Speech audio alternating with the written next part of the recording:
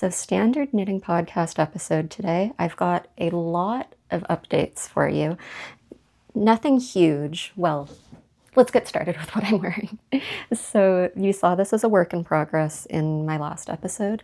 This took me nearly a year. I did put it away for the colder months because this is very much a summer shawl.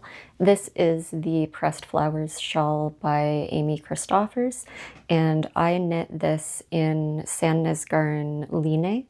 The dark gray color is slate, and I don't remember the blue, but I'll be sure to find it. So for my last episode, I was saying that I thought I might be on the last flower repeat, and then I'd be able to bind off. But I was considering doing one more because I wasn't sure whether it would grow with blocking or even shrink with blocking, because this is a summer yarn. It's cotton, linen, and I think lyocell. So I ended up doing like 2 or 3 more flower repeats because after that episode, I finished the flower repeat. Then I put it on barber cord and like really laid it out and measured it. And I realized it still wasn't the size I wanted. So I did end up like really hyperfixating on this for a while. Did, again, 2 or 3 more flower repeats. I basically went until I couldn't anymore. I think it was the blue yarn that I ran out of first or was going to run out of first. So I did as many flower repeats as I could. And it's really like a perfect size. I think it might be slightly smaller than the pattern says that you'll get, but with something like a shawl, I don't even know if I was on gauge. I don't think I ever checked. The other thing is that the bind off, I ended up doing an Icelandic bind off. That was a new technique for me, and I really like the look of it. It looks great with garter stitch. So yeah, overall impressions here. This was definitely a product knit rather than a process knit. This is not a fun yarn to do such a huge project in, and I don't know that I would do it again. But the finished product, absolutely worth it. After blocking, it did grow a tiny bit and it just got nice and drapey. It's been kind of the perfect item for these like spring, I want to say late spring, but I feel like spring's really only just started here. But it's been perfect for this weather where like the air conditioning might not be on yet. So like you're wearing a tank top, but then maybe it gets cooler later in the day and you just want to throw something on. It's also been really nice for working from home on those days where I might just be wearing a tank top, and then if I get onto a camera on meeting, I've just been keeping this on the back of my office chair and like throwing it on when I need it, and it's been really great. I also love my color choices here. I like that the dark gray, it sort of looks navy next to the other blue, but I like that it's kind of an unexpected color choice for an item like this. I feel like when you see a floral pattern like this, you expect more of like a pastel, and this dark gray is really the only way that I would feel comfortable in like a floral pattern. So I really love that it worked out for me, and I've been wearing this so much. So yeah, summer shawl, great as a final product. I do think that if I did it again, I might do something like a cotton merino just to make it a better experience process-wise. But I could see myself doing exactly that in the future, like a DK cotton merino, like Sandnes Garn Duo, which I haven't tried yet, but I've been interested in. I think might give a similar result and just be more fun process-wise.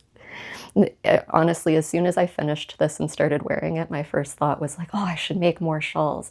And then I remembered that this took me like a year. And I was like, hold your horses. Okay, so this is the part which I feel like I end up doing in every single podcast episode where I admit something really embarrassing. So again, I worked on this for about a year. I did take a long hiatus there. When I started working on it again, I got the whole pattern out again. I referenced the chart so that I could make sure I remembered what I was doing. So I was referencing the chart for like a good part of this. I did the chart completely wrong for the entire shawl. I do not know how this happened. Well, I think I can give myself some grace here because I started this when I was a lot more of a beginner about a year ago now. So the fact that I sort of skimmed over the chart and like I think I was on vacation at the cottage, like I can understand how I made the mistake. I don't understand how at no point over the year I didn't catch the mistake. Anyway, I did not notice until it was finished and blocked. And then I was scrolling, I think on Ravelry, saw somebody else's shawl, and I was like, oh, that's really pretty. Why does it look different from mine? So I started looking a little closer. And now that I've been talking about this, I wonder if you've noticed. I don't think you would notice unless I pointed it out, because it does look really nice. But the flowers are not supposed to be garter stitch. The clue is in the name, which is pressed flowers. They are supposed to be flat. They are supposed to be stockinette. The rest of it is supposed to be garter stitch, but I did the entire thing in garter stitch. I do think it's a pretty easy mistake to make. The first thing I did, of course, was go through the Ravelry projects and confirm that I wasn't the only one who has made this mistake. And honestly, I almost hesitate to call it a mistake because, like we talked about, this wasn't super fun process-wise because of my yarn choice. Doing the flowers in stockinette, knitting flat, would have been even less fun because there would have been more purling. So even if I had realized, I don't know that I would do this differently next time. And I really like the finished product. So if you're curious, this is what it would look like if you did garter stitch for pressed flowers.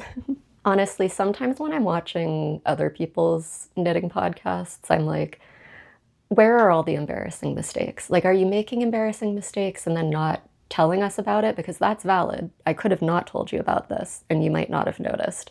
But I'm like, at what point did you spill Jell-O on your finished object or accidentally felt the entire thing? I want to hear all the embarrassing stories. I was just watching, for example, Uriel from the Stitch Witch, who is fantastic. Please go follow her. And she was talking about how her only finished object for her last episode, she had lost it. And I'm like, that's what I want to hear. That is relatable. I have one more finished object for you today, and it is my Agrimonia Socks. So this is a pattern by In Her Skein or Mary Wedge, and love how these turned out. I haven't worn them out yet. I have confirmed that they fit, but I feel like I'm very honest with you guys, but I do draw the line at showing you dirty socks, so I like to keep them clean for at least one episode. So I'm very happy with this. The yarn is Filcolana Arwetta in the color Marzipan. And yeah, I'm not 100% sure about the yarn choice. I do love this yarn and will use it again, have used it in the past. It's a very, very soft, drapey merino yarn, like barely feels like a sock yarn, basically. Now, in the last episode, I was talking about how my stitch definition didn't quite look as defined as the sample pictures. On the sample pictures, you can really tell that this is a broken rib stitch, and it has like these very defined vertical lines. Mine mostly blocked out. It looks a lot better after blocking, but I still think that my stitch definition isn't quite what it was, or quite what it could be. And someone pointed out in the comments of my last video that it might have been because of how the yarn is spun, and that makes so much sense now that I think about it, because Filcolana Arwetta, I'm not an expert in this, but you can tell it's a very loosely spun yarn, and I can imagine how that wouldn't give it quite the like elasticity and shape that it needs for something like this. So I think it was probably the yarn choice, but no regrets. Love this finished product. So another thing is that this pattern is fantastic. It is so detailed for a sock pattern. There's, I want to say 5 or 6 sizes. There's also an option for a high instep and a low instep. I feel like I didn't end up fully taking advantage of that because I couldn't get gauge for these socks. Genuinely, I tried on 2mm needles and my gauge was still too big.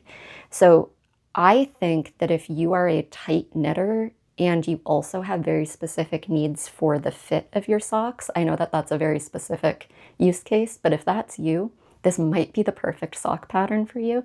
I just couldn't get gauge, so I ended up just picking my size. Instead of using like the measurements that she was recommending, I just picked the size that had the stitch count that I know works for me as a sock knitter. The only other issue I had with this is that there's this nice decorative edge here. It is a toe-up construction, so the decorative edge is the last thing that you do. And I wrote down in my notes here, decorative bind off equals not fun. I really didn't enjoy that as a process, but it is beautiful. There's a nice little welt, I don't know what you would call that, welt thing, welt ridge. And then there's kind of, I don't think it's technically a picot. It might be, but there's that very nice edge. So yeah, very great final product. The other thing is that I did go down a needle size for that bind off. So I think I ended up doing the socks on 2.25 and then went down to 2 millimeters for the bind off. It was still too big. There is a note in the pattern that says you might want to thread elastic through this. I think that's mandatory. I think I would have been really disappointed if I didn't have elastic thread on me and wasn't able to put it in here. So I did put the elastic thread in, and now you can see it's looking normal. This will come up again later too, but in my experience, if a pattern says you might need elastic thread, it means you will. Okay, so those are all of my finished objects for today.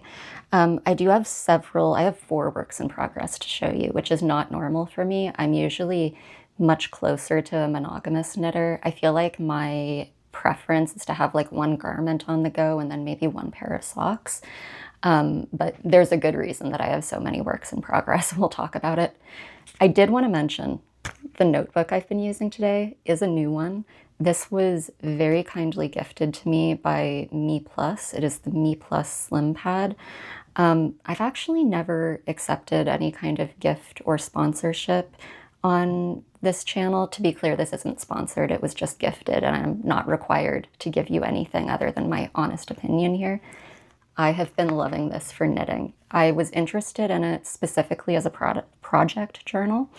And actually, the reason I've never accepted a gift or a sponsorship here is that the rule I've kind of set for myself, it would have to be something that I already use or would use anyway, if that makes sense. And I was already really interested in the MeePlus Slimpad. You can see here my project notes. That's for my Agrimonia socks. And this is just like a little mini binder. They do have different sizes. I just happened to write really small, so the pocket size was perfect for me. It also means that I can just tie it up like this. I've got my pen in there, throw the whole thing in a project bag and bring it with me. And the reason that I got really interested in these ring binders for knitting is I am a bit of a organization nerd, so you can skip ahead if you don't care about this, but if you are an organization nerd like me, this section is for you.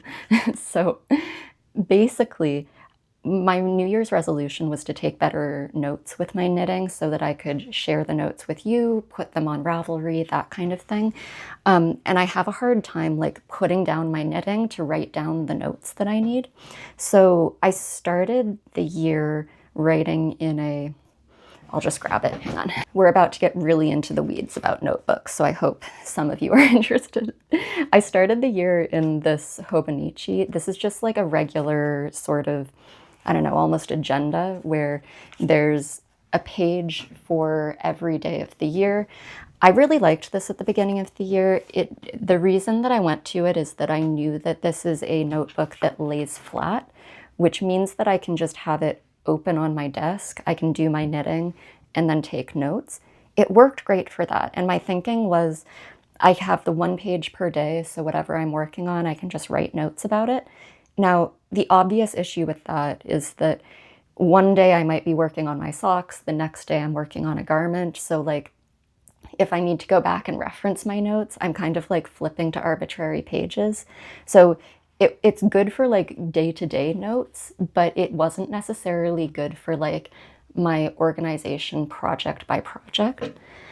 Now, I know that a lot of knitters recently have been using these like traveler's notebook style books. This is an old one that I used to use before I was knitting. I used this for like travel back when I was traveling a lot for work.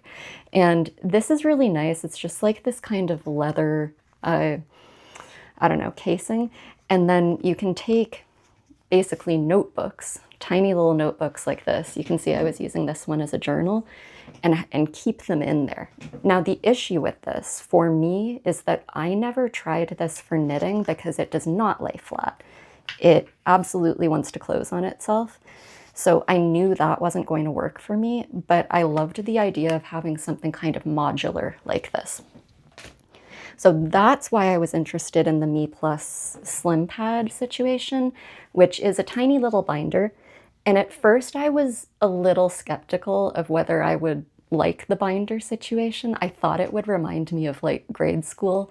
You know, when you're in school and you've got like 3 massive binders, you have to shove them all in your backpack, and then like inevitably the rings on them don't actually line up, and then it's hard to get papers in, and just so many memories of that. But this is such a like high quality, and also the leather is like nice and cozy feeling, so it doesn't give that kind of academic feel.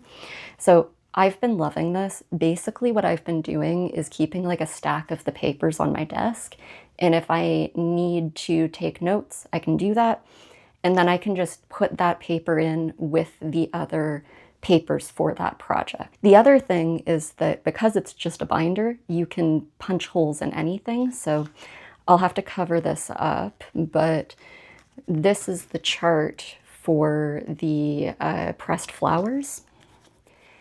And I literally just printed out the chart for it and keep it in there so that when you're at the part of a project that you need the chart, but not necessarily the whole pattern, I've just got it there.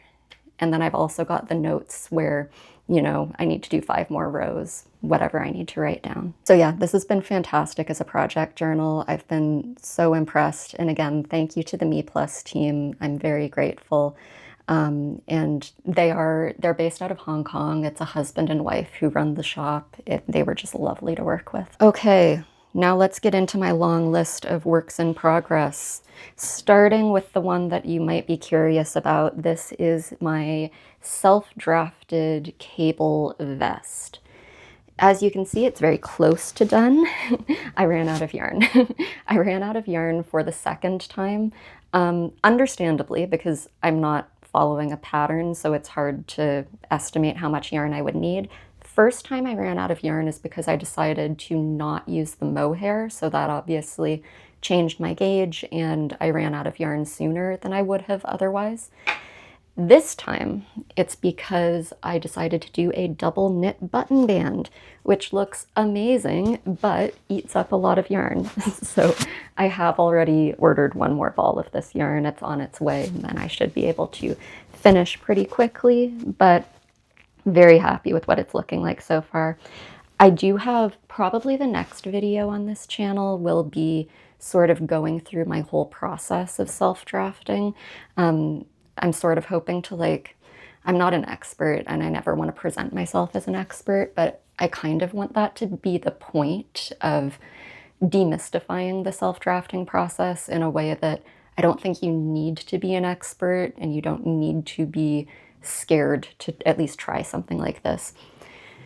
My thinking is always like, the stakes are so low, like what's the worst that can happen? I end up with a vest that doesn't fit. So yeah, double knit button band, all over cables. I'm really happy with the sizing so far. I have been doing like several mid-project blocks, like full-on wet blocking it, which I think is the way to go with self-drafting. Just be prepared to block as you go and then frog if things aren't working out as expected. But yeah, should have an update on that for you pretty soon. But obviously, because I ran out of yarn, I did have to pick up a different project. So the project that I've been kind of balancing with that one, we talked about how I finished the pressed flowers and immediately realized that I had been not doing pressed flowers. I had been doing unpressed flowers, bumpy flowers. So I decided that I wanted a bit of redemption, and I cast on the socks version. And again, doing the same pattern, but in kind of unexpected colors. And this is kind of the process knit version of what this was. And you can probably see on the screen now the difference between the stockinette flowers and the garter stitch flowers. But yeah, This has been really fun process-wise. It's so nice to just like pick this up, do one of the flower repeats. It takes me maybe like 20 minutes. I can do one flower repeat with my morning coffee. It's just a very, very nice process. This is, as you can see, cuff down. It's also an afterthought heel, which is a new construction for me. So I'm really curious to see how that goes. I'm kind of not expecting it to be like the best fitting sock on earth, but honestly, that's not the point of it for me. This is more of a process knit, and I'm having a lot of fun with it. Another interesting thing that I didn't like fully think through in my head is that this is mosaic knitting. Technically, it's my first colorwork sock, although it feels a bit like cheating because mosaic is so easy. But yeah, because it's mosaic knitting throughout, it is 2 strands of yarn, so it's a very thick sock. So it's kind of a weird finished product, or it will be, because it's a flowery sock, but it's a very heavy sock. It's very dense. So I'm almost glad that I didn't do it in like a very summery color. Oh, and yarn for this is West Yorkshire Spinners Signature 4-ply, and I'm just using up some leftovers. The black is in the color Licorice, and the gray is in the color Dusty Miller. And Dusty Miller, I would say, is like a very blue gray. Like it's a pretty light gray, but it leans very blue. Okay. And I do have 2 more works in progress. When I ran out of yarn for this, I didn't want to just have socks on the go. So if you watched my Everything I Knit in 2025 video, you would have seen that I identified 3 garments that I knit last year that like just weren't working in my wardrobe. Basically, like the combination of the yarn plus what I decided to make with them didn't work. Please clap. I have now frogged all 3, and I have cast on 2 of the, let's call these redemption projects too. So I'll show you the first one here. I'll actually tell you the full story. I'll put a timestamp on the screen so you can skip ahead if you've heard this before. But when I first got back into knitting, I did knit as a child and then long hiatus. I started by just stealing yarn from my mother, which I highly recommend if you're a beginner and you like don't know your preferences yet. But around that time, I was very lucky to get a work trip to Scandinavia. I went to Sweden and I made a stop in Oslo as well. And as like a new knitter and getting into the world of knitting, I knew that like I had to take advantage of this Scandinavia trip, and that would be my like first time buying yarn for myself. So I did all of this research into projects that I wanted to do, Scandinavian yarns that I wanted to get. And when I got to Gothenburg, so I flew from Canada to Gothenburg. I hadn't slept, and like the first thing that I did after checking into the hotel was I walked across the city. Very walkable city. It was a lovely walk. It was December though, so it was a little bit crazy. And I went to a yarn store and I bought Sandnes Garn Kos. You can see the frogged Kos here. I would not recommend this yarn, spoiler alert, but that is what I bought. And my plan at the time was to make a Berlin scarf. I had seen a few on Pinterest in a very similar color to this, or not Berlin scarves, but like store-bought ones. And I was really excited about that project. However, by the time I got back to Canada, and it was December at this point, I was doing some gift knits for the year. By the time I was done with that, I was so excited about garment knitting, and I wanted to do nothing but sweaters. So I changed my mind and decided to use this to make a Sunday sweater, and I didn't end up liking the Sunday sweater. It was really disappointing. So a year later, I have now frogged it and I am doing the Berlin scarf. So this is what I have so far. I am holding the Kos with a mohair. It is Knitting for Olive soft silk mohair in the color Dusty Dove Blue. However, the Dusty Dove Blue was a leftover that I had. I only had like half a ball. So I've already run out of the mohair. This was basically a test to see if it would work. This is what I have so far. It's about 25 centimeters. I think that I need to get to like 180 centimeters. So yeah, I have already ordered the mohair that I need to finish this, along with the yarn that I need to finish the self-drafted one. I also plan for this to be like a long-term project. So yeah, first snow here is usually around Halloween. So if I could finish this by Halloween, that would be cool. And I did the math and it seemed like I would need to do like 10 centimeters a week, which seems like a really nice pace for this. But yeah, like I said, I wouldn't necessarily recommend the yarn. I can say, having had a garment in this yarn now, that it's not particularly soft. To me, at least. This is obviously subjective, but it does feel a little bit like plasticky, and you might actually be able to see what I'm talking about if I give you a close-up here. So this is a blown chainette yarn, and I feel like you can really see the chainette in it. So it's to me, heavy on the plastic, which is a little bit disappointing. If I were to make this scarf and like go buy new yarn for it, I feel like what I would do is get maybe just a mohair, but hold several strands of the mohair together. Maybe one of those sort of chunky mohairs would be nice. There is a Camerose Snefnug, which I haven't tried before and I'd be interested in trying. But I will say that like my experiences with blown yarn hasn't been the best, so it's not something that I'm eager to keep trying. But yeah, I am excited to eventually have that Berlin scarf. I feel like it could take me to Halloween. You'll probably be seeing more of this, but then there's also a chance that I get the yarn in and like hyperfixate on it and have it finished in like a couple weeks. So we'll see. You can place your bets in the comments. Okay, and one last work in progress for us today, and it is the bowl one. This is another one of my frogged projects. So one of the projects I frogged was the olives vest from last year, and it was done in Sandnes Garn Sunday held to double, so a fingering weight yarn, but like a lot of it in that vest, and in the color matcha. Now, the matcha color is like a little bit bright for me, and that, along with the fact that the fit of the olives vest was like not quite what I was comfortable with. It like wasn't quite oversized enough for me. So the combination with those two things, I feel like I could have dealt with one or the other, but not both in a garment. So I frogged it.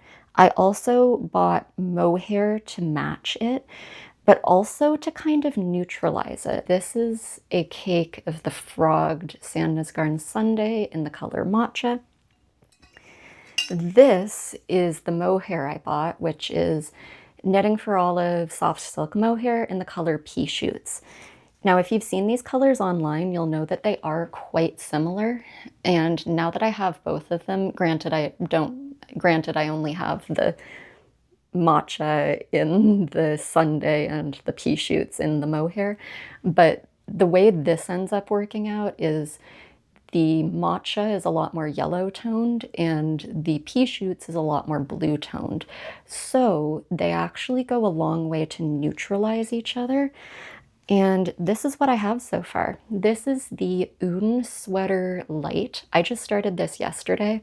Been loving it so far. When I first talked about this as a plan, one of you actually warned me about this, and I'm very grateful for that. Someone told me that the neck is far too big in this pattern. So the first thing that I did was actually compare the pattern stitch counts to my Kurti sweater, which had a very same gauge, very similar yarn, and I like the neckline on that. And indeed, the Kurti called for fewer stitches on the neck by like a pretty significant margin. But what I ended up doing on the Kurti was casting on more, actually a similar count to the Eun sweater, but sizing down my needles an extra size. So what I ended up doing here was sizing down my needles an extra size, but just going with the stitch count in the pattern. I haven't tried this on yet, to be fair, but it looks like it'll be fine. It seems honestly like perfect. I've also now done the short rows, so you can see that in the back here there's maybe like 1.5 inches. In the front there's really nothing yet. And yeah, raglan construction, the raglan detailing is really nice. It's a nice rib that continues up into the collar, which is the reason for the weird stitch count on the collar, because I think that the stitch count was set that way so that it could have the same detailing as the raglan itself. So I understand the reasoning. I think that the extra needle size down was kind of necessary for me. So yeah, I'm really excited to keep going with this. I think it's looking great so far, but as you can see, I've got a lot of projects on the go now. Okay, so that is everything that I finished, everything that I've been working on.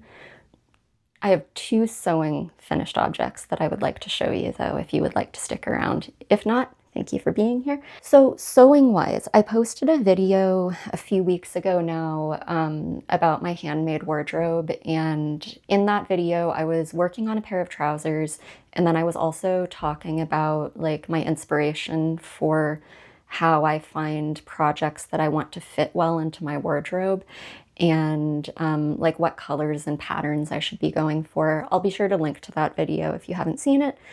But I talked about like both knitting and sewing in it, but I talked more sewing than I ever have on this channel. So anyway, the trousers that I was working on in that video were the Helios Trousers by Indigo Indigo.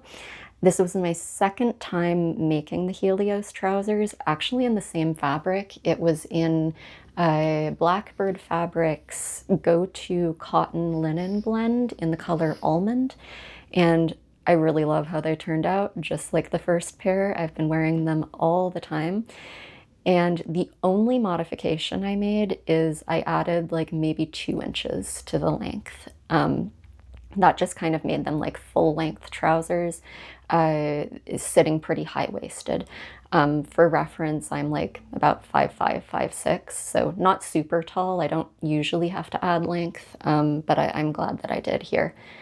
Actually, if I were to do the whole thing over again, I probably would have made my black ones longer and then my beige ones shorter, because the black ones can get dirtier outside and that's fine. Anyway, the other thing that I did with the same fabric, I had enough leftovers to do a Laurence top, which is a pattern by Vivian Xiao Chen. So I do now have like a matching set. I do usually find that if I'll usually buy like 2.5 meters of fabric, and that gives me just enough to make like a pair of trousers. And then if I'm being pretty economical with how I'm cutting it out, I have just enough space to make a Laurence top, and that has been my go-to. The only modification I make to the Laurence top is the neckline. It does have an option for both a V-neck and a round neck, but I think the round neck is more of like a scoop, so I just made it a little bit higher up, which is what I'm comfortable with. But I didn't find that a hard modification to do. I really just drew a line. So yeah, I haven't really been wearing the matching set as a matching set. I've been wearing them more as separates, but I don't know. What do we think? Does the matching set look kind of elegant, or does it look more like a sad beige baby? But yeah, I think that's everything that I have for you today. Thank you so much for being here. Like I said, I think that my next video will be the self-drafting video, assuming that I get the yarn and finish this. So see you in the next one.